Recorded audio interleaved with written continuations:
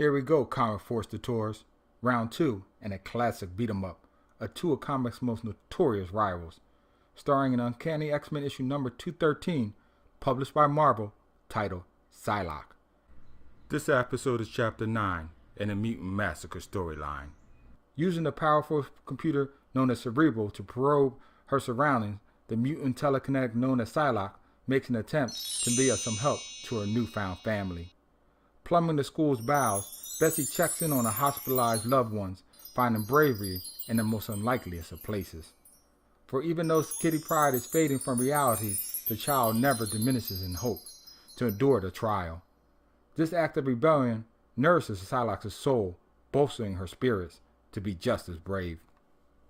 While a mile beneath the island of Manhattan, other members of the X-Men team examine the Morlock tunnels in search of some spore or clue to the Marauders' whereabouts. Storm deduces that the fire from Thunder is the only flame that she is aware of that can create such heat that incinerates everything in its path to ash. Callisto asks Aurora if her powers had anything to do with her friend's cremation. The Wind Rider answers that she does not know. Like a flash from a light bulb, Psylocke makes her presence known, suggesting to the X-Men leader that with Cerebral's help amplifying her strength, she can plumb the earth in search of the Marauders' psychic signature. Storm believes that this is too dangerous and orders against the scan. Psylocke reluctantly acquiesces to Aurora's command. As Bessie sits there stewing in her frustration, a psychic link notifying her to the presence of an intruder enters her mind. She quickly scans the intruder's location, but is bombarded with sensory overload, leaving her unconscious, laying prone on the floor.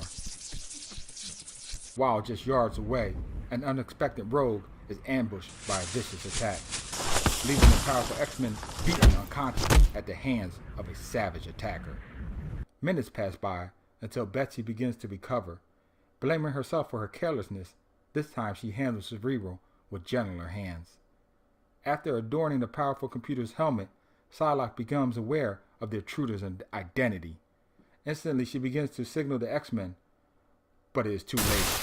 Sabretooth thrashes the computer, giving the telepath only a second to hit him with a blast of her own. While the assailant is stunned, Bessie makes a run up the stairs. At a sufficient distance from her pursuer, Psylocke taunts Sabretooth, leading him away from the infirmary down below.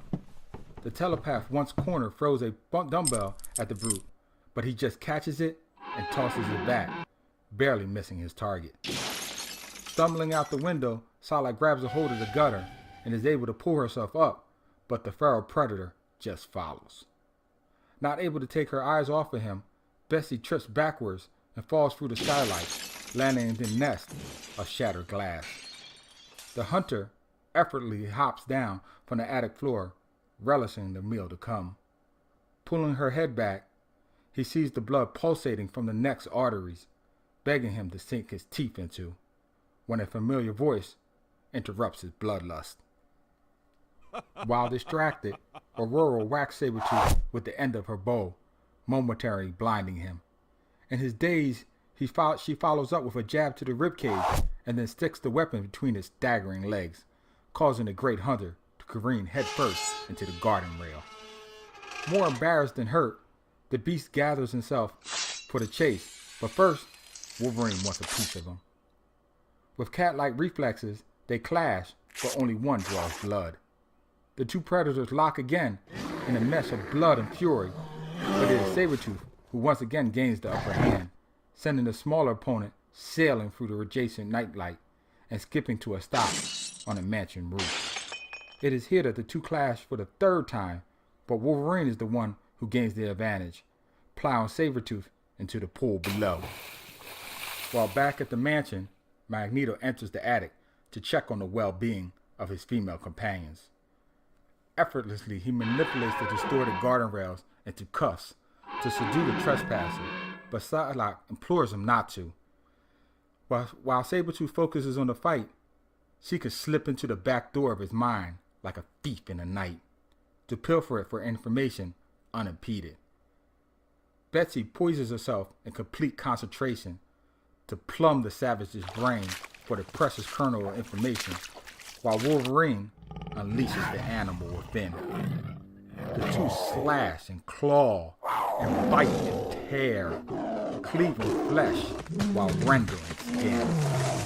Her target is so consumed with the bloodlust that the telepath is able to retrieve the name of the Marauder's benefactor, thus calling a halt to the fight. Realizing that he has lost the battle, Sabretooth seeks refuge in the waves below to slip their grasp. Early the next day, the X-Men, while putting their home back in order, welcome their newest member to the team. She has proven her worth as a valuable asset, and so has become part of the fold. That, my friend, is the end of Chapter 9 of the Mutant Massacre storyline. Drop a line below sharing your thoughts on the saga so far. As always, like, subscribe, and hit that bell icon so you can be notified of the final chapter. As always, keep reading.